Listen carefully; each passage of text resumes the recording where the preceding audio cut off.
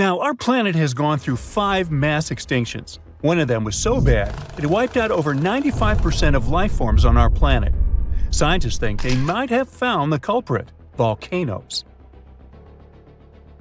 Scientists took some ancient rocks from a dozen global locations and found elevated levels of mercury, which was released by volcanoes millions of years ago.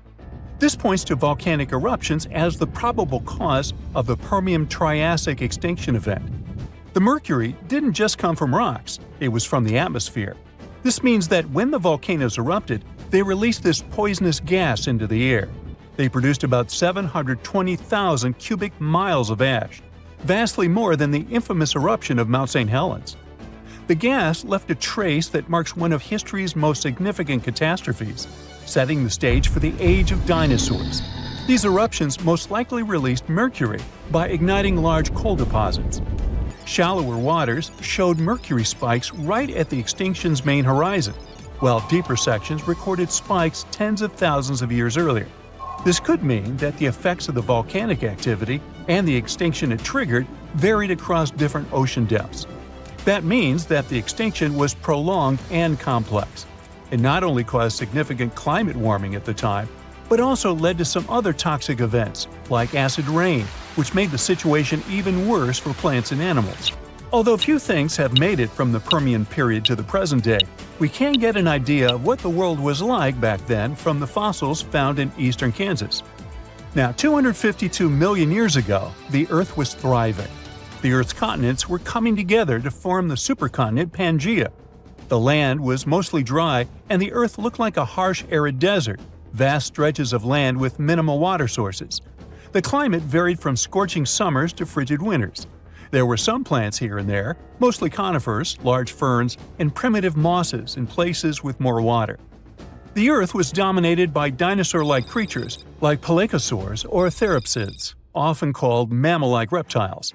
There was also the fierce Dimetrodon with its awesome snail-like spine.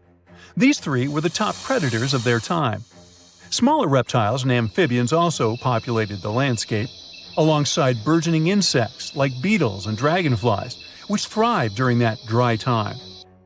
But all the interesting stuff mostly happened in shallow tropical seas. Marine environments were bustling with life: rich coral reefs, shellfish called brachiopods, animals known as bryozoans, and large single-cell fusilinids, which kind of look like they're covered in moss. Small funny ammonoids were quite popular as well, often hanging out in the oceans alongside brachiopods, bony fish, and sharks. Creepy trilobites, ancient marine creatures that first appeared 500 million years ago in the Cambrian period, but then persisted up to the Permian period. Trilobites were very diverse, active predators to scavengers or plankton eaters. However, almost all these beautiful creatures were about to disappear during the Permian-Triassic extinction. Now, this extinction was truly ruthless. More than 2/3 of amphibian and reptile species disappeared, and nearly 1/3 of all insect species were wiped out. Usually, the insects are resilient survivors, which shows how catastrophic this event was. Among these extinct animals was the terrifying Meganeuropsis, a giant dragonfly with a wingspan of nearly 2.5 feet, once found in central Kansas near Elmo. This place is famous for its rich collection of Permian insect fossils, including ancient crickets and cockroaches. For a while, it was a mystery what exactly happened. Theories range from a massive asteroid strike and natural pollutants choking the oceans of oxygen, to dust clouds, to cosmic volcanic eruptions blocking the sun and cooling the planet. There was evidence for each of these scenarios, but the recent discovery points to the volcanoes theory after all. There's also a possibility that the reason wasn't just the volcanoes. NASA-funded researchers have recently uncovered what might be the fingerprints of this ancient perpetrator, or at least one of its accomplices. By investigating rocks around the globe, they've found evidence pointing to a massive asteroid strike as a possible culprit. They found unusual molecules shaped like soccer balls, known as fullerenes. These molecules contain rare gases that usually come from space. This suggests that an enormous space rock, perhaps as large as Mount Everest, crashed into the Earth, contributing to extinction. There seems like there might have been a series of catastrophic events. The volcanoes were spewing vast quantities of lava and gas that altered the climate, Pangaea was forming and disrupting weather and ocean patterns, and an asteroid decided to join in as the cherry on top. Lucky for us, nature is super persistent and always finds its way to be reborn. This just proves how resilient the Earth is. Now, what's interesting is this wasn't the only time that happened. The Late Devonian extinction, which happened around 360 million years ago, is also tied to volcanic activity. Volcanic eruptions and the proliferation of land plants could have altered the nutrients flowing into the oceans. The Triassic-Jurassic extinction, which happened around 200 million years ago, a bit before the dinosaurs, might have also been a result of a volcanoes plus asteroid impact combo. And finally, about 66 million years ago, the last dramatic shift happened on Earth. Our planet went from the age of dinosaurs to the age of mammals. This momentous change is known as the KPG extinction. Just like the Permian extinction, it was a sudden event that ushered in new forms of life. And, once again, there are two major theories about what happened. The most popular theory tells us that the dinosaurs disappeared because of a massive asteroid. The Chicxulub meteorite smashed into present-day southern Mexico, creating the Chicxulub crater. The meteor was about 6 miles wide and hurtling towards Earth at incredible speeds. The impact was so powerful that it vaporized everything nearby instantly and released more energy than any other event in a billion years. The aftermath was catastrophic. Earthquakes shook the continents, and the ground itself heaved like a stormy sea. As the dust thrown up by the asteroid settled, it fell back to Earth like rain, heating up the atmosphere so much that forests worldwide burst into flames. Not far behind was a gigantic tsunami, stirred up by the ocean floor's upheaval, which swamped coastlines near the Gulf of Mexico. Not all dinosaurs perished immediately. In places like New Zealand, some dinosaur populations survived initially. However, a dark, ash-filled sky eventually covered the globe, blocking out the sun and plunging the world into cold and darkness. The long-term effect of the asteroid is what really sealed the fate for dinosaurs. Without sunlight, the food chain collapsed rapidly. Herbivores slowly disappeared, followed by the carnivores that depended on them, and the ash settling back to the Earth exacerbated the environmental upheaval, with fluctuating temperatures making survival tough. But there's another theory that says that, like with the Permian extinction, the asteroid was just the cherry on top. The dinosaur extinction was inevitable because of the volcanoes. Around 1 million years before the dinosaurs' demise, massive volcanic activity began under where India is today. This event created the Deccan Traps, a vast plateau formed from layers of lava that covered an area as large as France. For hundreds of thousands of years, these volcanoes spewed sulfur dioxide and carbon dioxide into the atmosphere. This turned the skies dark and the rain acidic, poisoning food sources and turning oceans into toxic baths. These changes were gradual but relentless, stressing ecosystems, breaking food chains, and leading to a slow but steady decline in many species, including the dinosaurs. Although it's not certain which theory is true, scientists now think that both were equally to blame. Maybe one day we'll have a clear picture of how the reign of the dinosaurs came to such an abrupt end. Boom! An explosion of supersonic waves, interplanetary heat, dust, fumes. The Earth's atmosphere has been invaded by a cosmic rock the size of Everest. A few seconds ago, this rock, weighing trillions of tons, was hurtling towards Earth. It could fly from New York to Anchorage faster than you could fry yourself an omelet. This monster's name? The Chicxulub incident. Epic name, right? 66 million years ago, it crashed into the Earth. Back then, dinosaurs ruled the planet, but not for long. The epic collision took place in modern Mexico, in the Yucatan Peninsula right near Cancun, where the dinosaurs were vacationing. Well, probably not. Still, the huge space rock hit the ocean, but even all that water couldn't stop the inevitable. The collision caused a huge amount of energy to be released. The horror on a planetary scale had begun. Imagine a mini-sun lighting up the surface of the Earth with tsunamis the height of the Statue of Liberty bursting from the epicenter of the watery impact. Not good. The blast blew through the surface of the Earth. It was as hot as an oven and burnt everything in its path. The impact provoked a colossal earthquake and serious volcanic activity. A bunch of volcanoes simultaneously released hot lava and ash into the prehistoric skies. Millions of tons of ash and soot poisoned the air. This formed a huge ash cloud in the atmosphere, which blocked out the sun's rays for several years. The long winter had begun. Only there wasn't any snow falling from the sky, but rain made of sulfuric acid. Yes, the Chicxulub incident might just be the most important thing that ever happened in the history of our planet. Even more than YouTube. Back then, there were loads of volcanic eruptions, a lot of flammable oxygen in the atmosphere, constant temperature changes. It was the perfect and worst time for all of this to go down. So, how are we so sure about all this? Well, the asteroid left an absolutely huge crater on the planet's surface. Today, this scar is hidden under the Gulf of Mexico. Scientists found a lot of places on Earth with abnormally high levels of iridium. This metal is very rare on Earth, but it's in a lot of asteroids that scientists have examined. Scientists studied some 66-million-year-old rocks. In the layers of rock, they found dust, the same dust that comes from asteroids. This could only have happened if a huge asteroid had crashed into Earth. The catastrophe led to the extinction of not only the dinosaurs, but also the asteroid. It was so hot at the point of impact, part of the asteroid just disappeared. A lot of water vapor and carbon dioxide shot up into the atmosphere. But the biggest problem, sulfur. It got kicked up by the asteroid impact and flew up into the air. These tiny sulfur particles blocked out a lot of the sun's rays. Without the sun, a lot of plants disappeared and the climate eventually got colder. The immense heat turned stones into glass. Scientists call these things tektites. The energy of the impact threw them up into the skies. After a short flight, the tektites fell down to Earth. But it wasn't pretty. Rain fell too, only instead of drops of water, you'd have seen hot glassy fireballs. They bombarded the planet's surface for days. The tektites set fire to everything.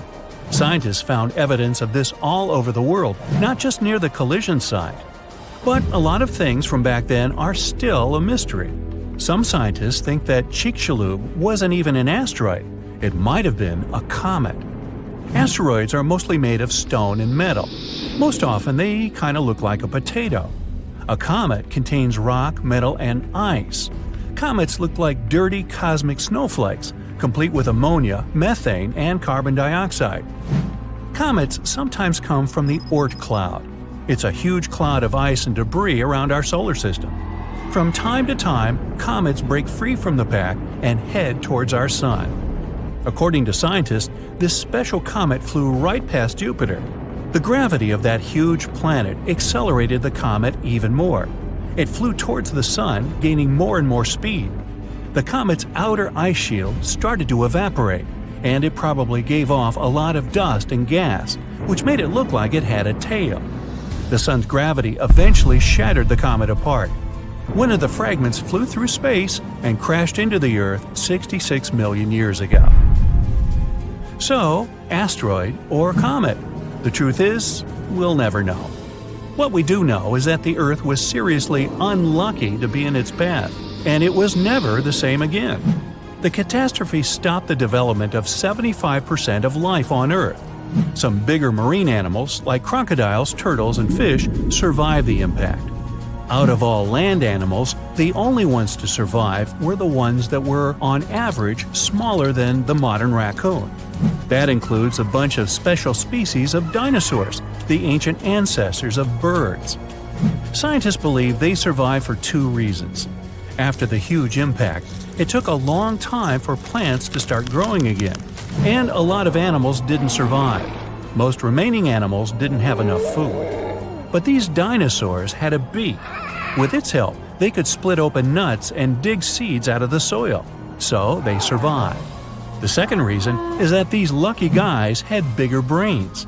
Some people think that they were able to cooperate with each other and quickly adapt to the new conditions. Other life forms survived too. Fungi and mold survived underground and underwater. Gradually, the darkness cleared away, and ferns began to take over the lifeless landscape. After a few thousand years, forests started to reappear. The animals that survived were pretty much all inconspicuous and small creatures. They lived in burrows, safe from all that hot ash. Before the collision, mammals had lived in the shadow of dinosaurs.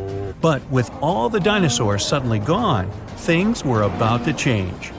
Mammals were able to take over. They began to dominate life, at least on land. Back to the moment when everything changed. Turns out, it wasn't the size of the asteroid that made it so powerful. It was more about the angle in which it hit the Earth. If the angle of impact had been different, the dinosaurs might have even survived the catastrophe. So, what would that have looked like? Well, let's travel back, way back. Oh no, there's a giant asteroid heading for Earth. Oh, wait, never mind, it missed. Whew. There are plenty of earthquakes, tsunamis, and volcanic eruptions every day, but dinosaurs don't mind that much. No big deal. Fast forward a few million years, and most of these ancient lizards have changed and are now unrecognizable. Thanks to a couple of ice ages, many dinosaurs are now totally covered with feathers to protect them from the cold. Mammals exist, but they're few and far between. You see a lot of bats in caves. There are tons of rat-sized rodents in the forests. During the day, they hide in the undergrowth or in burrows. At night, they go out in search of food. There are no horses, no elephants, or other large mammals. Why become large and eatable when there are so many dangerous reptiles with huge fangs around? There are no whales in the sea. Parrots, hawks, and pigeons are nowhere to be seen. But pterodactyls 2.0 whiz past you constantly. Some are about the size of a helicopter, while others are no larger than a swan. There are plenty of primates, but they're in no hurry to climb down from their trees and walk on two legs. No venturing out into the savannah, no evolution into Homo sapiens. In this alternate reality, open spaces are very dangerous. But then again, so are forests and trees. Nowhere is safe. To get some delicious primate treats, many smaller dinosaurs learned to climb trees.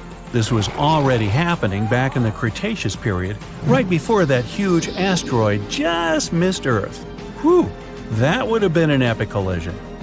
Dinosaurs have grown wiser since that near miss. Some are even as smart as a modern chicken.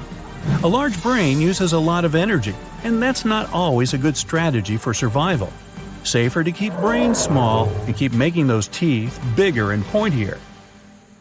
When we think of active volcanoes, one region comes to mind: the Ring of Fire in the Pacific Ocean. 3/4 of Earth's volcanoes sit within this belt. Compare the area to Australia, which doesn't have any volcanic activity. The old continent of Europe is also calm, or at least we like to think so. Can you guess what the most active volcano in Europe is? If you thought of Mount Etna on the island of Sicily in Italy, you were right. The volcano has erupted about 200 times and has been far from sleeping in recent decades. The last time this happened was in August 2023. The highest mountain in the Mediterranean is 500 million years old.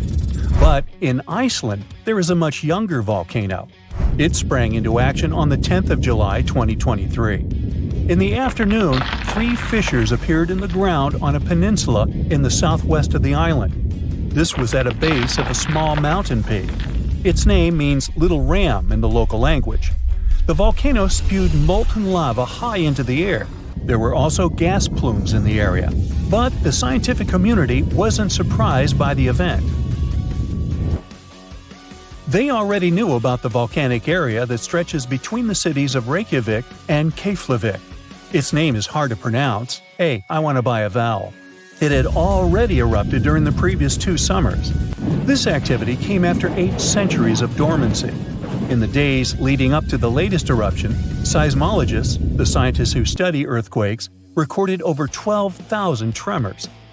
When the ground opened up in July, the fissures were over 1.5 miles long. The following morning, 2 of them closed. All the lava was now coming out of the last fissure.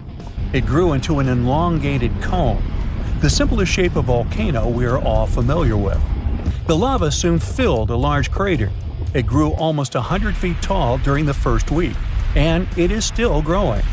On the night when the eruption started, lava spread out in all directions. Its cinders set ablaze the dry moss in the vicinity. Local authorities closed off the surrounding area. There were toxic gases from the volcanoes and smoke from the burning moss. Firefighters flocked to the area. After a week, they proclaimed the area safe.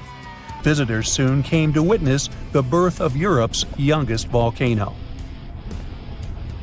This form of tourism is quite developed in Iceland. People come from all over the world to watch active volcanoes. The land of fire and ice is home to more than 130 volcanoes. Some 30 of them are active. Now, I know what you're thinking right now. Is volcano tourism safe? In Iceland, it is. The country's authorities research and constantly monitor all of the hotspots. The island is dotted with several dozen seismic stations. These help researchers accurately predict future eruptions, and emergency services are accustomed to these sorts of events. They can quickly cordon off danger zones. This is what happened in 2010.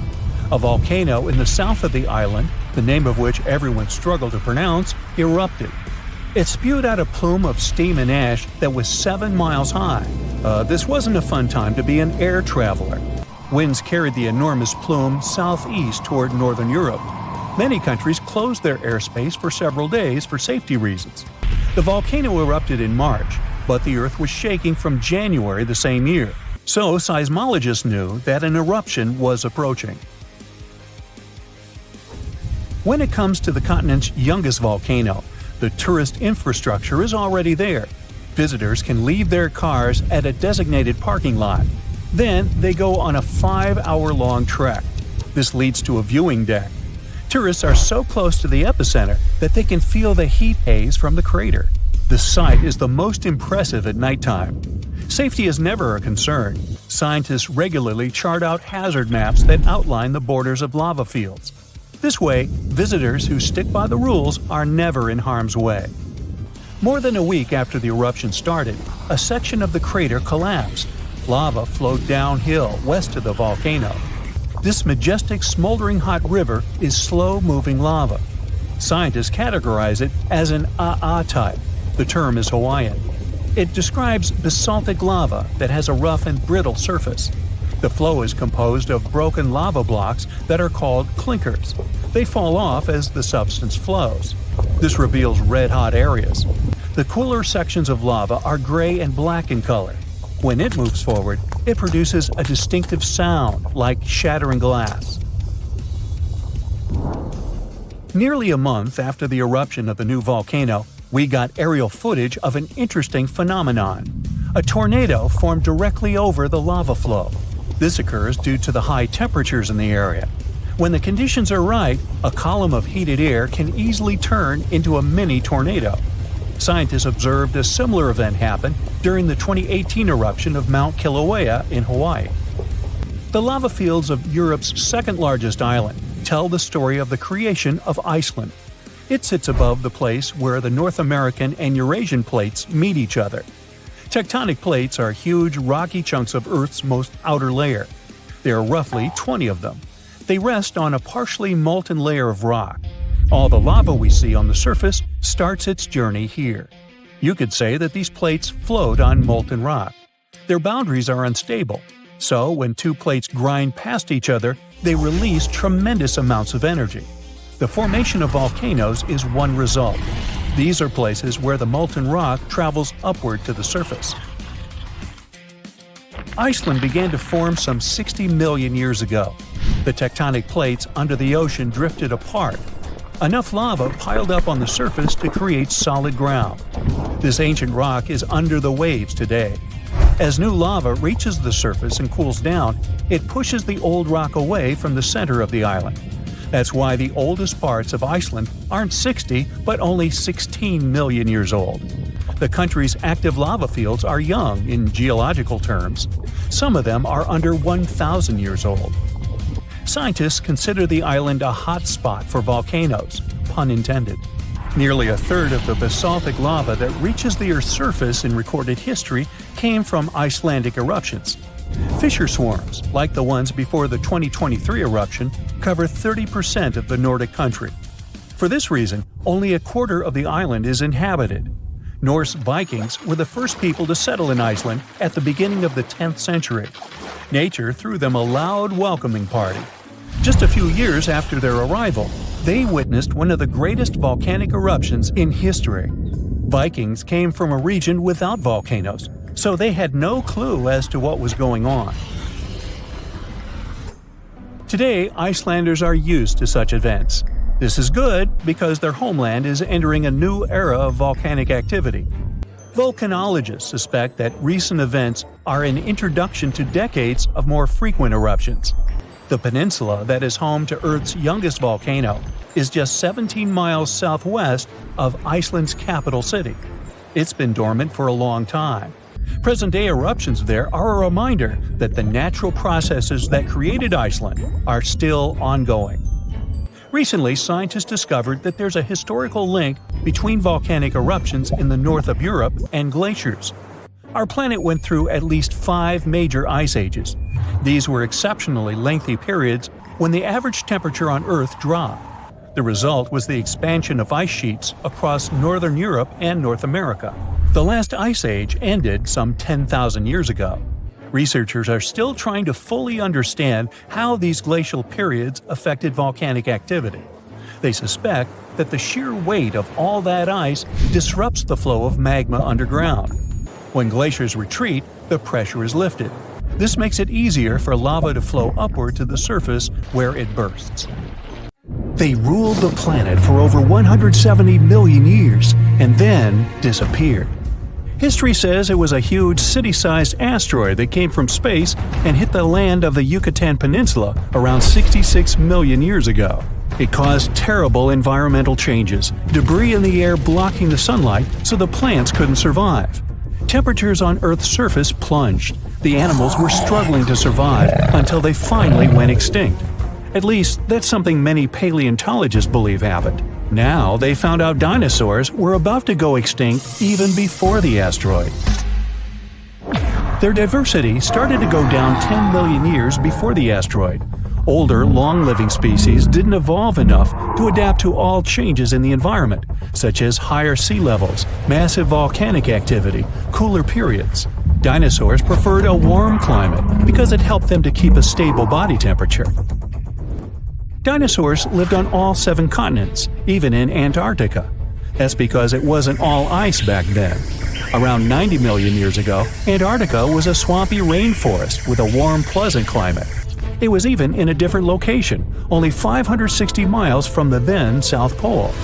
That was the time of the warmest climate on our planet. The sea level was 560 feet higher than today, and the tropical sea surface could reach temperatures up to 95 degrees. Antarctica still had something like polar night, months without sunlight, but the climate around the South Pole was mild and temperate, with no ice masses. Dinosaurs didn't shed their skin in one long piece like today's reptiles do. Scientists believe they shed it in small pieces, had something like dinosaur fur. There was a dinosaur, Pagomastax, that looked like a cross between a porcupine and a parrot. It had 1-inch long jaws and ate plants. It had a short beak and self-sharpening long teeth. They were like scissors this small dinosaur used to slice up plants. Our modern lion has a mighty bite, but a big and scary T-Rex bites more than 2 times stronger. The king of the dinosaurs has the strongest bite amongst all land animals, 3.5 times stronger than today's record holder, the Australian saltwater crocodile. It also had the longest teeth, almost 10 inches long, the length of an iPad. Most modern animals are either warm-blooded or cold-blooded. Dinosaurs were somewhere in between. Scientists think they mainly were mesotherms, which means the activity of their muscles could warm their bodies, but their body temperature could fluctuate too. Many dinosaurs, such as Triceratops and Stegosaurus, had spikes, plates, horns, crests, or other bizarre structures on their bodies.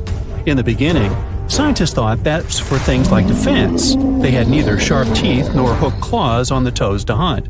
But soon, they expanded the theory. It was probably a way to impress their mates and identify members of their kind.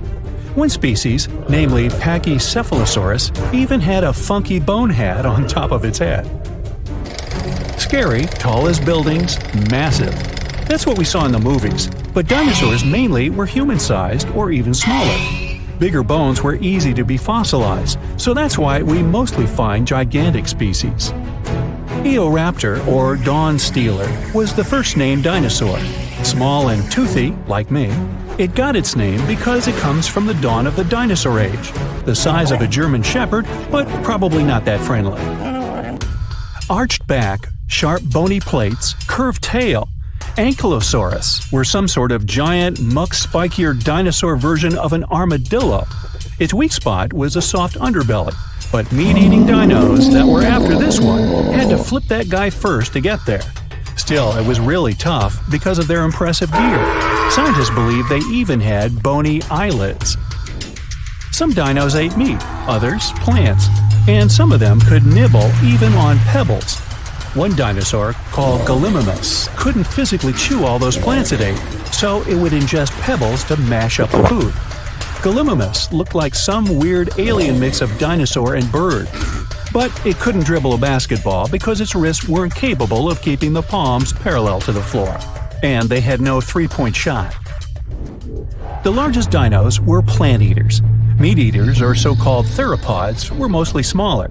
One reason is that plant-eating dinosaurs were very greedy. They would devour enormous amounts of food, sometimes even swallowing the entire branches without chewing.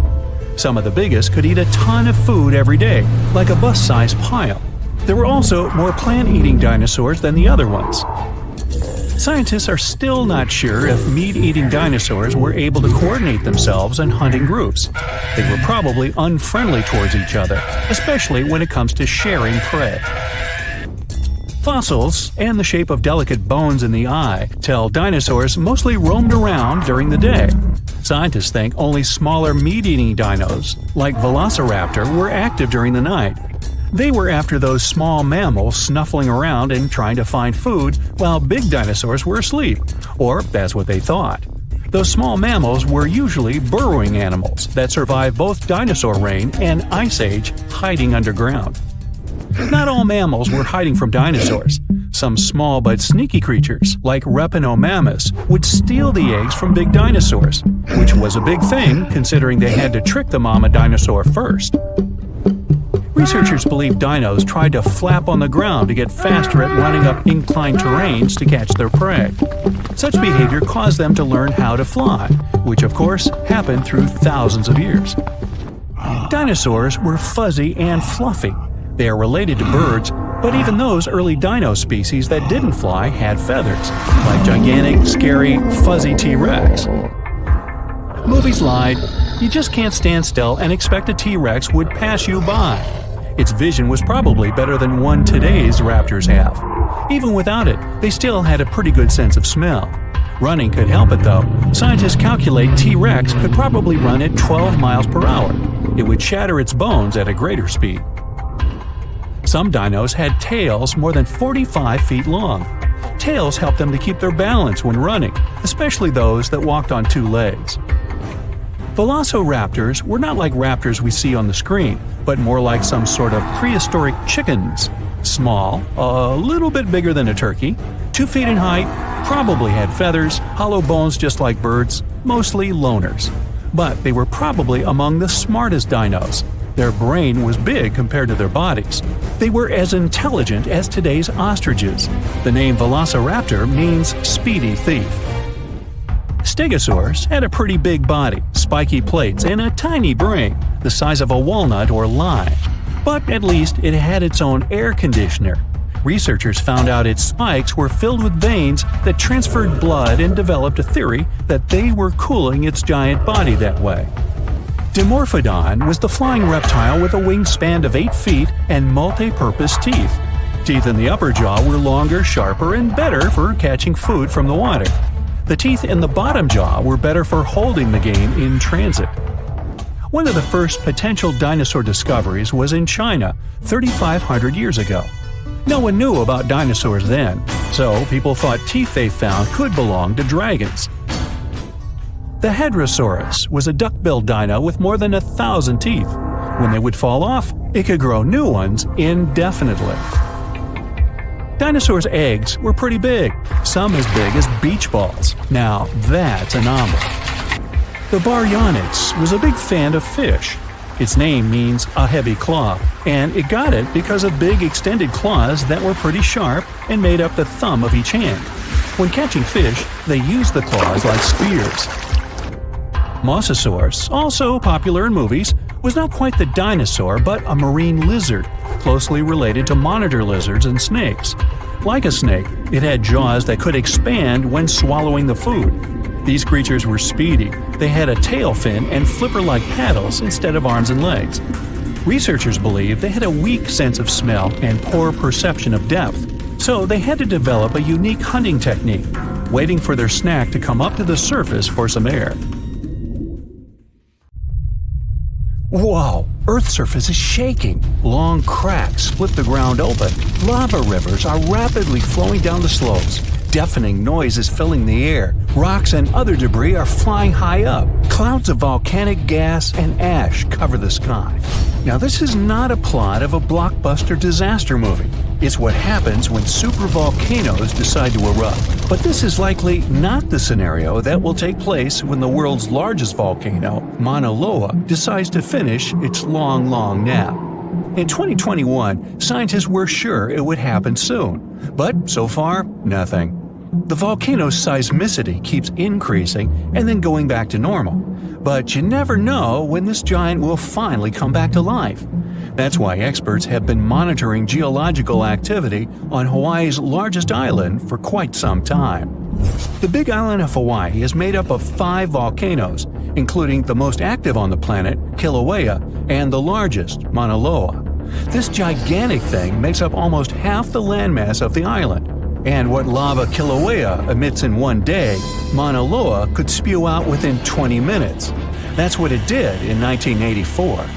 While Mauna Loa's smaller sibling has been throwing tantrums for a while, the giant has been slumbering ever since its last eruption. But very recently, the Hawaii Volcano Observatory has recorded more than 200 mini-earthquakes below Mauna Loa. It likely means an increased flow of magma down there. Good morning! The volcano might be waking up, or not. If Mauna Loa did suddenly erupt, lava flows could reach the ocean and the most populated and touristy places, like Captain Cook, very quickly, in a matter of hours. In 1984, the last time the volcano erupted, lava got as far as the outskirts of Hilo on the other side of the island. That's where a campus of the University of Hawaii is found. Luckily, people had a few weeks' warning to get ready for the disaster. These days, locals have special go bags ready with the most important stuff, including documents and money. Such precautions can come in handy in case of an emergency evacuation. Even though most Mauna Loa eruptions have so far only affected the summit area, several of them sent lava all the way down to the ocean, and you never know how powerful the next eruption will be. Now, what is the highest mountain on Earth? Mount Everest, you say? Well, it depends. From seafloor to the summit, Mauna Loa is 1,000 feet taller than the famous Himalayan peak. The volcano is so big, it makes the Pacific plate it's sitting on literally slump under its weight. Scientists say that when this monster of a volcano erupts, the volume of lava coming out per unit will be life-threatening. Over its recorded history, Mauna Loa has been erupting regularly, almost every 6 years. And even though the last eruption of the volcano occurred about 40 years ago, scientists are certain it'll happen again. Now, remember the scene I showed you at the beginning? Well, you can relax. It's not likely to happen with Mauna Loa.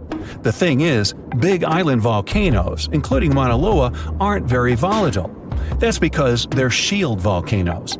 These volcanoes got such a name because they aren't really very high and resemble a warrior's shield placed flat on the ground.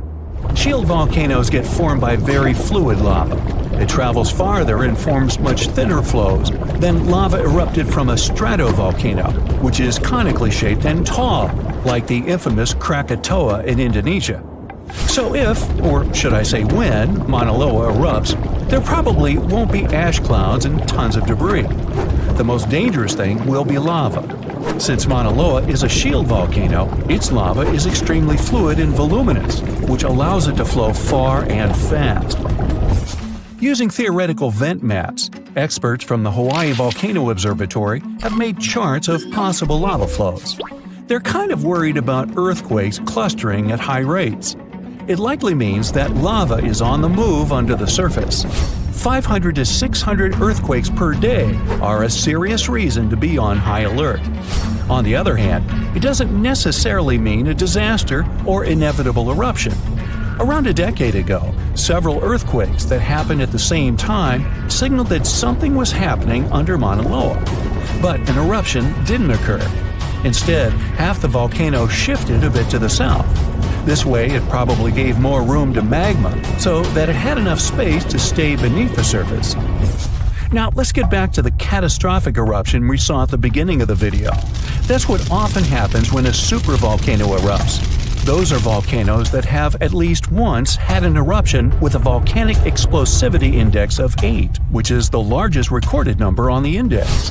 Supervolcanoes are often extremely large, with no cone at all.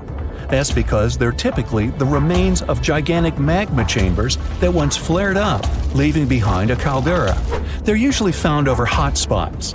Supervolcanoes can produce super eruptions, and when they do, they blow more than 240 cubic miles of ash, molten rock, and hot gases up into the air. In other words, 4 super eruptions could fill the Grand Canyon to the brim. Supervolcanoes get formed when gigantic volumes of scorching hot magma are trying to escape from deep underground. This magma rises close to the surface but can't break through Earth's crust. That's why a huge pressurized pool of bubbling magma gathers at a depth of only several miles. The pressure keeps growing because more magma is trying to get to the surface until, bam, a super eruption occurs. The most recent super eruption happened in New Zealand. Well, when I say recent, I mean around 26,500 years ago. Nah, I wasn't around then. That's when a supervolcano beneath the surface of Lake Tahoe spewed into the air more than 300 cubic miles of ash and pumice. Imagine 500,000 Great Pyramids of Giza flying up at the same time. That's how incredibly powerful that eruption was. But the most exciting and confusing thing about the eruption was that the Tahoe volcano simply didn't go off like many others. At first, everything was going as usual. More than 200 square miles of magma had built up under the surface, and the pressure was getting higher and higher.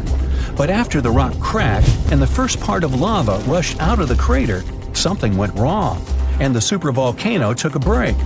Only several months later, the disastrous eruption shook the ground, and thousands of tons of lava, rocks, and ash flew high into the atmosphere. But the age of supervolcanoes isn't over. The most infamous of them all is probably the one in Yellowstone National Park. This giant handles at least 3 mega-powerful eruptions, and who knows how many smaller ones. If this monster erupted anywhere as strongly as it did 2.1 million years ago, it would spit out more than 588 cubic miles of red-hot material. You can probably picture it more vividly if I tell you that this volume is comparable to 65 million Capitol rotundas in Washington, D.C. piled together. Wow. Anyway, scientists are sure that Yellowstone doesn't present any danger these days. For an eruption to happen, magma inside must be at least 50% molten. With the Yellowstone caldera, this number is just 5 to 15%. But of course, Yellowstone isn't the only supervolcano on our planet. There's also New Zealand's Tahoe you already know about, Japan's Airi Caldera, California's Long Valley, Indonesia's Toba. Any of them can one day produce a super eruption. There are also several so-called supervolcanoes that haven't lived up to this name yet because they've never produced anything like a super eruption. For example, in 1883, Indonesian volcano Krakatoa went off. The power of the eruption tore the volcano's walls open, and cold seawater rushed into its molten insides. The difference in temperature made the volcano blow up with a deafening boom. It was clearly heard 2,000 miles away in Australia.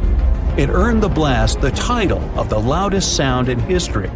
But even though the consequences of this event were truly catastrophic, it still turned out not powerful enough to be called a super eruption. It happened in Iceland on Friday, March 19, 2021 at 8:45 p.m. About 20 miles southwest of the capital. Molten rock suddenly burst through the surface from below. Bright lava fountains then lit up the night sky. A volcano in this valley finally woke up after almost 800 years of sleeping soundly. We divide volcanoes into three categories: active, dormant, or extinct. Around 1,900 of them around the globe are considered active. That means they've erupted in the recent past and will likely do it again in the possible near future. Dormant volcanoes haven't popped off for a long time, but they still may in the future. You could say they're sort of sleeping. As for extinct ones, those guys haven't done anything in more than 1 million years. The eruption in Iceland wasn't super explosive, and this all happened 6 miles from the nearest town, so everyone was perfectly safe. Many even came to see it up close, while other brave visitors tried to fry eggs and bacon on the lava. Just be careful not to burn your breakfast black. Lava can be over 2,000 degrees Fahrenheit. It burns everything in its path. Yet it also produces some of the most fertile land for agriculture. This eruption gave a relatively small amount of lava at first, but it's been spreading across the valley in different directions, forming a sort of shield that's constantly growing. You can never really predict how fast a lava flow will be until you see it. It all depends on how thick it is and how steep the mountain slope. Lava can ooze slowly at about 20 feet a minute, a fraction of the average person's walking speed. Or it can flow as fast as 30 miles per hour, which even the fastest person on Earth can't outrun. But the lava isn't even the most dangerous thing about volcanoes. That would be the toxic gases spewing from the eruption. And those spread faster and further than the lava flow. Luckily, in Iceland's case, the wind has been blowing these gases away from residential areas. Scientists weren't surprised this volcano erupted. They knew it was coming. Increasingly stronger earthquakes had been shaking this area for the past 15 months. There were 50,000 earthquakes within just the 3 weeks leading up to the eruption. That's 100 per hour. The volcano has been active since March, and geologists say this could last for weeks, months, years, or even decades of constant eruptions in the area. Mount Shasta is in the top 5 most dangerous volcanoes in the U.S., so geologists are keeping a close eye on it. The last eruption was in 1250. I wasn't around then, but this volcano erupts every 600 to 800 years. Which means, tick-tock, we're due any day now. About an hour from Portland, Oregon, there's an active volcano that last erupted in the 19th century. Next time it goes off, scientists think it'll produce larger amounts of ash and dust. This could cause an electrical blackout and make water unsafe to drink in the area. But the experts pay close attention to Mount Hood. They'll be able to give plenty of warning so people can react in time. Kilauea is one of the most active volcanoes in the world. It's been erupting almost constantly since 1983, making it also one of the longest eruptions known on Earth. It's the youngest land volcano in Hawaii. Volcanoes can take thousands of years to form, but others can pop up practically overnight. A volcano in Mexico just erupted in an open field in 1943 and started growing from there. Within a year, it was almost 1,500 feet tall. When the eruptions finally stopped 9 years later, the mount had reached a height of over 9,200 feet. Mount Fuji is an iconic symbol of Japan. The last time it erupted was in 1707, and it sent a shower of burning rocks as far as 60 miles away. If a similar eruption happened today, Tokyo would be within that vicinity. Mount Fuji is right on the Ring of Fire, that horseshoe-shaped region in the Pacific Ocean full of active volcanoes and earthquakes.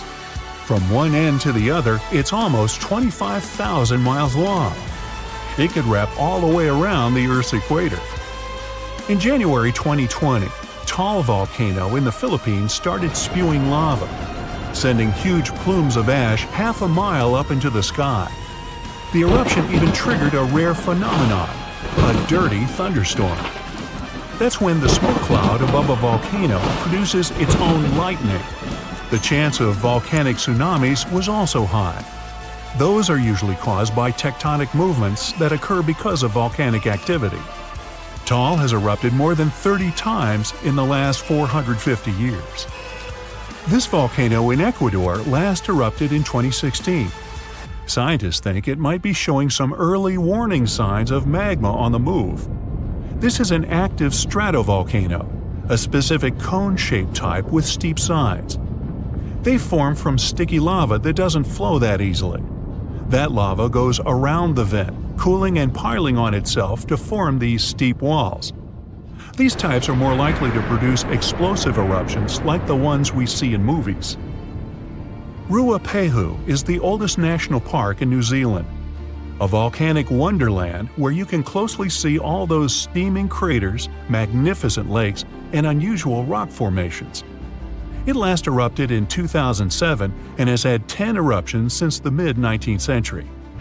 But eruptions, lava flows, and toxic gases aren't the only danger coming from volcanoes. There's also a thing called lahar, a kind of volcanic mud flow of debris. In between eruptions, snow melts and a lake forms in the caldera. If the last eruption brought mud, ash, and rocks in the lake, it becomes dangerously full. In that case, only a temporary dam holds it back. Indonesia has the biggest number of active volcanoes in the world, including one called Anak Krakatoa. It means child of Krakatoa, and its famous parent isn't far away. A huge tsunami in 2018 partially woke Junior, a scary thought since Senior had one of the most powerful eruptions ever seen on this planet in 1883. Krakatoa's boom was the loudest sound ever heard. People over 2,000 miles away could hear the explosion.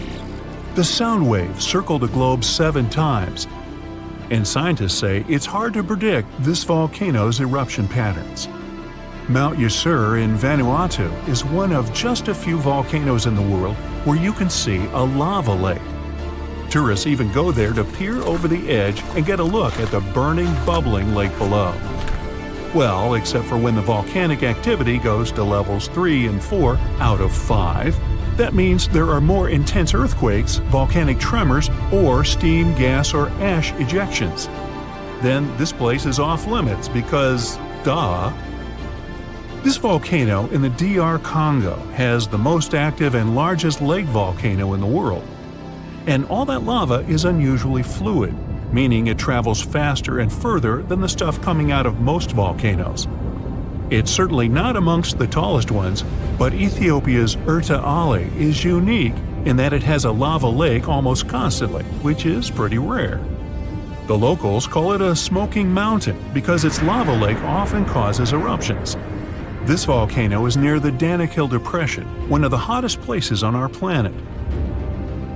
Merupi has been erupting on a regular basis since the mid-16th century. This volcano helps scientists do crucial research on how eruptions work and how they can warn people in time. After it was dormant for a while, this volcano in central Mexico sprang back to life in 1994. Ever since then, it's been producing huge mud flows and strong explosions in unpredictable intervals. In the past, enormous eruptions coming from this giant buried entire cities in pyramids. Imagine staying in a hotel and waking up to the magnificent view of a massive volcano covered in glowing rivers of lava and clouds of ash. When it lets off heat, visitors to this area in Guatemala take a chance to roast some marshmallows there. One of the most active volcanoes on Earth is on a small island north of Sicily. Stromboli has regular explosions, together with glowing lava coming from vents inside the crater. Not too far away is Etna, Europe's most active volcano and one of the biggest continental ones in the world. By the way, Earth definitely isn't the only planet with volcanoes. The The largest one in our solar system is on Mars. It would cover the entire state of Arizona, and it rises nearly 3 times higher than Mount Everest. Ooh, don't look down. Phew, you can finally send that last report for the day and breathe out. The weekend is around the corner. But just when you're about to hit send, you're alarmed by the low rumbling under your desk. Is it the light rail passing by? Unfortunately, that's not the case. It's a volcano speaking. What, here? In Arizona? That's right, the ground keeps shifting under Arizona, reminding us that Earth is alive. No panic though, let's arm ourselves with some context. 20 American states have extinct, active, and dormant, currently sleeping, volcanoes. Among such states, you can find California, New Mexico, Nevada, Utah, and Colorado. On the bright side, Arizona's volcanoes are dormant at the moment, but it doesn't mean they won't go off in the near or not so near future. Now, how about traveling to Arizona to check the traces of its active volcanic past? They dot the desert landscapes of this state like spots dot a Dalmatian. There are entire volcanic fields southwest of Phoenix, east of Douglas, near Flagstaff, north of Kingman, and near the Mexico border. The most worrying thing about these fields is that even though they're not active at the moment, eruptions in this region might happen every 1,000 years or so. Well, the time seems to be up. The last powerful and destructive volcanic eruption occurred around 1,000 years ago at the Sunset Crater. Oh, this place is worth paying more attention to. And we will, but a bit later. First, we have to talk about hotspots. No, not that place where you can surf the web. In our volcanic context, a hotspot is a place where insane amounts of heat melt the overlying crust, Earth's thin outer layer, and form volcanoes. This heat rises from the mantle, which is located between our planet's dense, superheated core and the crust. Want to see an example of this type of volcanism? Welcome to the Hawaiian Islands. The Big Island has its active volcanoes because, at the moment, it's situated on top of the Hawaiian hotspot. The older Hawaiian Islands were once there too, but later they drifted off towards the northwest. It happened because that's where the oceanic crust on top of which they sat, namely the Pacific Plate, moved. Now, look at the world's ocean basins. Yes, they're literally dotted with islands that sit on top of hotspots, like Hawaii, Iceland, Samoa, the Galapagos. Those are probably the most famous examples. But don't think that continents can't host hotspots. They can, but those are far less common. One of the most famous continental hotspots is, I bet you know it. Yep, the one beneath the Yellowstone caldera. By the way, the caldera is a vast volcanic crater, especially one formed as a result of a massive eruption that led to the collapse of the mouth of a volcano. The Yellowstone hotspot is basically the creator of Old Faithful and the rest of the hot springs and mud pots for which the national park is famous. Speaking of Old Faithful, let's make a small detour and pay more attention to this wonder of nature. It's one of the most well-known geysers in the world. People have been coming from all over the globe to see it for more than a century. The cool thing about this geyser is that the likes of it can only form under very specific conditions. That's why they're pretty rare. Magma under the surface superheats pockets of underground water. The pressure there keeps growing until it eventually pushes the water upward with immense strength. A certain volcanic rock with a high silica content lines the tunnel through which this water escapes. Basically, it creates a unique pipe that can withstand unbelievable pressure and heat created by the water erupting above the ground. Old Faithful was the very first named geyser in Yellowstone. If you come to visit it expecting the thing to erupt every hour on the hour, you're gonna be disappointed. On average, Old Faithful erupts every 91 minutes or so, which isn't that bad either. Plus, you can download a special app which will provide you with the approximate time of the next eruption. But be very careful while visiting and stay away from the site. The water erupting from the powerful geyser reaches 204 degrees Fahrenheit. The steam is even more scorching, up to 350 degrees Fahrenheit. It's hot enough to bake a cake. But let's get back to our volcanic hotspots. Scientists still don't clearly understand why there aren't many hotspot volcanoes on continental crust. One reason might be that the continental crust is much thicker than the oceanic crust, which is about 4 times as thick on average. Another reason could be that most of Earth's crust, about 2/3 of it, is oceanic. This means that there's less continental crust for hotspots to form under. Now, I bet those of you living in Arizona will appreciate the following info.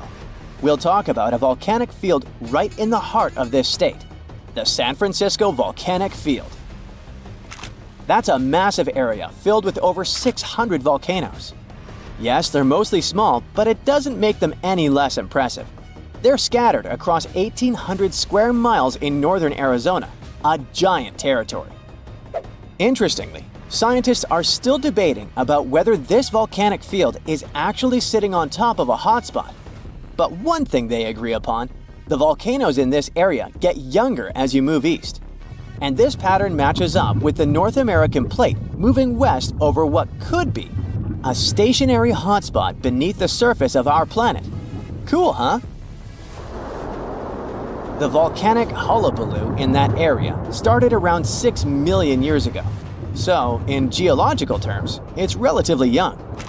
As for the most recent eruption, it happened less than 1,000 years ago. The Sunset Crater, which I mentioned before, the one near Flagstaff, is the most famous vent from that eruption. The Sinagua people had to leave their homes at Wupatki Pueblo because of the eruption. That site is now part of the Wupatki National Monument. There, you can see how people lived in this volcanic region many years ago. If you go to explore this area, you'll notice that most of the volcanoes there are basalt cinder cones, small and steep. The Colorado Plateau has quite dry weather conditions. That's why the volcanoes haven't worn down much. Some of the best examples of those cones, like this one, called the SP crater, still look like they appeared yesterday. But look around. It's not just cinder cones. The San Francisco Volcanic Field also has a stratovolcano, as well as some lava domes that formed from volcanic rocks with more silica than basalt you can find in places like Hawaii. It means they're thicker and don't flow as easily. Anyway, the stratovolcano is going to be one of the most epic sights you'll come across while exploring this volcanic field. Well, not the stratovolcano itself, but the San Francisco peaks, the remains of that giant formation. They stand tall at more than 12,600 feet. That's 4.5 Burj Khalifas placed on top of one another. It makes the peaks some of the biggest landmarks in northern Arizona. They're not only stunning, but also sacred to the Native American people who have lived in the area for many generations. Now, unlike those super active volcanoes in Hawaii, the San Francisco Volcanic Field takes its time, thousands of years between eruptions. But you shouldn't relax just yet. Geologists say another eruption is likely to happen one day. It will probably occur in the remote eastern part of the field, away from big towns. Phew! And if that next eruption is anything like the one that formed Sunset Crater, it would be quite the show. Lava fountains and rivers of lava flowing. At the same time, the next eruption might not happen for centuries, maybe even millennia. Until then, the San Francisco Volcanic Field will remain a hidden gem of volcanic history, waiting for its next fiery performance. So if you see a rainbow, that means you're in for some good luck. But if you see a deep sea fish, this means that something tragic is about to happen. Let's have a look at ancient lores and what they might mean IRL. In August 2020, people started out their day just like any other in California. It was sunny, so they decided to soak in the sun at the beach. They were snorkeling and kayaking when one of them spotted something out of the ordinary – a doomsday fish. The creature was 12 feet long. It's known as an oarfish, and only about 20 of them have washed up in California since 1901. Oarfishes live in obscure parts of the ocean, but why are they linked to doomsday? Japanese folklore says they are harbingers of disaster. These creatures were once thought to be sea serpents, and they are known as the messenger of the beautiful palace at the bottom of the ocean. The thing is, they only left the beautiful palace to warn humans about a disaster. That's why they're mainly known as bad omens. And when you see one, you can expect to see a tsunami or an earthquake right after. Even oceanographers confirm that this is a famous association. Now here's where it gets weird. The oarfish washed up near San Diego shores on the 10th of August. And then, on the 12th of August, a magnitude 4.4 earthquake hit Los Angeles. That's not the first time it happened. In 2011, in Japan, about 20 oarfishes were found stranded on the beaches and coastlines of Tehuco. Right after that, a magnitude 9 earthquake and tsunami hit the city. Something similar happened in the Philippines. On February 8, 2017, an oarfish was seen. 2 days later, a magnitude 6.7 earthquake struck the city and its nearby provinces. Sure, there is no way to prove both events are connected. The Seismological Society of America is adamant in saying that this is pure superstition. A recent study analyzed the coincidences and concluded that this association is statistically untrue. Can we say this happened literally out of the blue? Humans have historically noticed animals acting strange right before natural disasters. Earthquakes, floods, even tsunamis. It's like animals can sense something we can't. In fact, there's a lot of science to back it up. Studies show that animals can detect subtle environmental changes, like shifts in the Earth's electromagnetic field or infrasonic sounds, things humans wouldn't notice. This happens because most animals have a wider hearing range than humans and have extra sensitive senses that help them detect gases emitted from the Earth.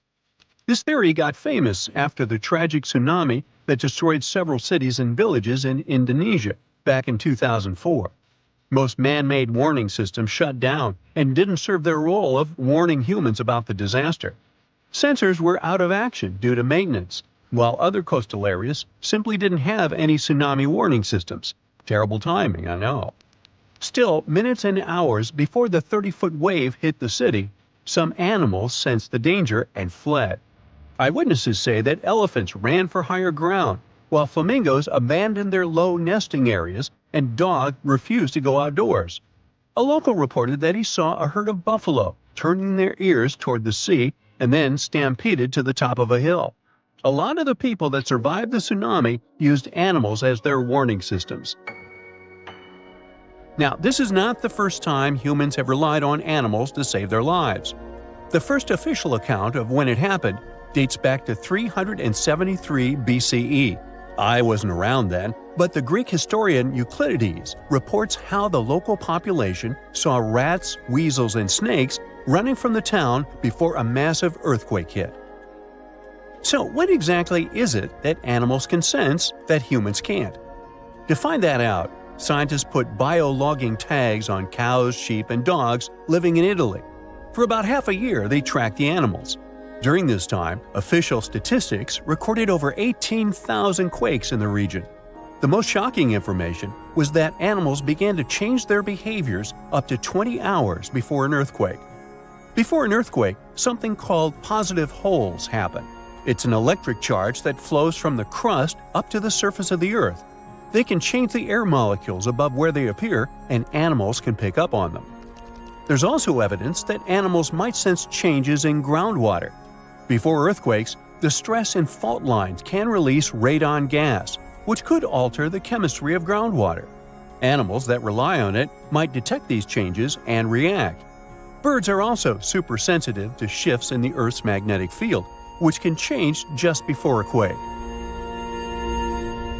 Another research happened near Mount Etna. Located in Sicily, Italy, it's one of the most active volcanoes on the planet. In 2002, a massive eruption wiped out a ski lift, 2 hotels, and a series of shops located near Etna. So, over the past years, a group of researchers decided to track goats living next to Etna. Their big aha moment came in 2012, when the goats started to act erratically 6 hours before Etna started to spew lava. These researchers were able to retrospectively predict around 7 disasters over the course of 2 years, all thanks to these goats. Back in 2014, a group of scientists studying golden-winged warblers in Tennessee noticed something odd. The birds had taken a detour from their customary breeding grounds. These little birds flew 435 miles from the Cumberland Mountains, where they had just arrived after flying over 3,000 miles from South America. Right after the birds left, a series of more than 80 tornadoes struck the area, causing over $1 billion in damage. What these birds did is something scientists call an evacuation migration. They sensed the tornadoes coming from over 250 miles away. Infrasound is a big disaster giveaway. Storms and tornadoes make very strong infrasounds that can travel thousands of miles from the storm. Now, infrasounds are low-range frequencies, anything ranging below 20 Hz. With our normal set of human ears, we would never hear this. We have an average hearing that ranges from 20 Hz to 20,000 Hz. That means you can hear something like a very, very low bass note or as loud as the buzzing of a mosquito right next to your ear. An elephant's hearing range can reach below 20 Hz. This would make elephants expert at detecting disasters. Scientists also think that detecting infrasound is what helps birds dodge storms when they must cross the ocean. You see, the Pacific Ocean is known to not be at all passive. Although courageous humans venture to cross it, they're usually met with severe storms and conditions that their satellite instruments sometimes can't detect. Meanwhile, there's an ongoing project from France's National Museum of Natural History that is tracking more than 100 birds on their annual crossing over the Pacific. With the help of the International Space Station, they're trying to understand how these little creatures respond to natural hazards en route. But not everyone's convinced. Some scientists argue that while animals might be sensitive to environmental shifts, predicting disasters based on their behavior is too risky. The U.S. Geological Survey has pointed out that many reported cases of unusual animal behavior before disasters are anecdotal, meaning stories and reports, and large-scale studies have yet to prove a direct link. Although humans don't have these super capabilities of predicting disasters, we have some things that might help us. Notice this. The next time you're in a place where lightning is going to hit, your hair will give a sign. If it stands on end, this means that lightning is aimed toward your beautiful person and is about to hit you. So run, find shelter, get inside a house. That's the best you can do in a situation like this. Are you sure that it was an asteroid that caused the extinction of dinosaurs? There's this huge drama about why these horrifying creatures disappeared. It's a big deal in both science and movies. But what really happened to the dinos? How do scientists figure it out? And why does it even matter? Let's see. Let's take a trip back to England in 1842. There was a scientist named Sir Richard Owen. He was checking out some huge reptile fossils and noticed that 3 of them, Megalosaurus, Iguanodon, and Hylaeosaurus, had a lot in common. So he had this light bulb moment and decided to combine all these creatures into Dinosauria, which means terrible lizards in Greek. The scientists were studying dinosaurs and grouping them based on their looks. But then, Charles Darwin showed up and gave even a better idea. Turns out, species don't just appear out of thin air, they evolve. And now, everyone had to rethink how they were defining dinosaurs. They came up with a new idea called phylogenetic classification. Picture a big family tree with all creatures ever. Somewhere up there, we find Megalosaurus and Iguanodon, and we say all dino descendants come from their common ancestor. It's like tracing back your family tree, and if we go far enough, we find the ultimate dino ancestor. Sounds like a plan. But then, things got a bit complicated. When we talk about dinos, we've got the ones with feathers and beaks and the ones without. That's when we found out that birds are cousins to certain dinosaurs, maybe even evolved from them. After learning that, scientists had to look at the bird family tree and rethink the dino definition. In the end, they decided that birds are kinda dinosaurs, but not exactly. Confusing, huh? But in any case, now we have two groups. The first one is birds, and the other one is non-avian dinosaurs, which are extinct. That means now we have to reconsider our question. Instead of asking what caused the extinction of dinosaurs, it should be what caused the extinction of non-good dinos. The answer might seem simple. People often think of a gigantic space rock as the dino destroyer. It's probably the first thing that pops into your mind. Even Google and other search engines agree on this one, like best friends copying each other's homework. History teaches us that about 66 million years ago, dinosaurs totally vanished, except for the ones that became birds. Of course, the truth is more complicated. And not all dinos vanished in one go. Some went the natural way, and there were many extinctions here and there during their time on Earth. But the big event we're talking about looks like a movie scene change. Like suddenly changing the channel on a TV. One poof. And the Earth went from the time of dinosaurs to the time of mammals. Scientists call these time periods the Cretaceous and Paleogen. We even give this special event a nickname, the KPG, or KT extinction. Some even refer to it as the 65 million years ago event, even though the more correct number is 66 million years ago.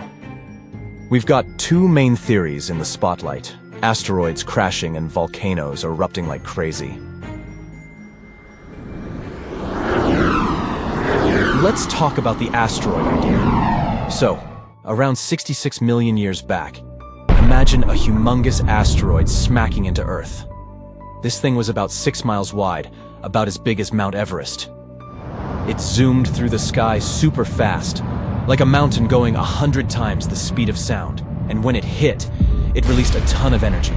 It crashed down in what's now southern Mexico, near a spot that's tied to the dinosaur extinction story, Chicxulub crater. Everything close to the impact was zapped into vapor in a snap. Picture the biggest energy burst in ages, like 1 billion years or more. Nothing near the crash site stood a chance. Next, there was the aftershock. As the fireball cooled down, the Earth's surface went bonkers. The ground twisted and shook, causing unimaginable earthquakes. The continents became huge, bouncy castles. And then, the stuff that got blasted up by the impact came raining back down like a rainstorm. Even if you weren't near the huge pieces falling in Mexico, you'd get hit by these smaller, super hot bits flying through the air. This made the air so toasty that forests burst into flames all around the world. Are you ready for more? Time for a massive tsunami. The ocean floor got all churned up, pushing waves inland around the Gulf of Mexico. But just imagine, even all that wasn't enough to destroy all the dinosaurs. For example, dinos in New Zealand were pretty fine, but we know that they all went extinct